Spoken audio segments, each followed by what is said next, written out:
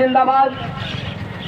মেহনতি শ্রমিকের ন্যায্য দাবিতে মে দিবস, এই মহান মে দিবস শুধু বাংলা, এই মহান মে রাষ্ট্রে নাই, কত সমস্ত পৃথিবীতে পালিত হয় একটা দিনে সেই এই মহান মে দিবস।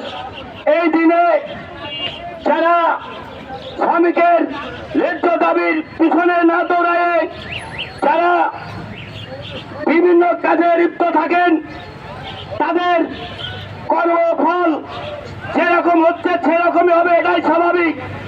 কেননা শ্রমিকের কাজের দাবি হচ্ছে 8 ঘন্টা, আপনাদের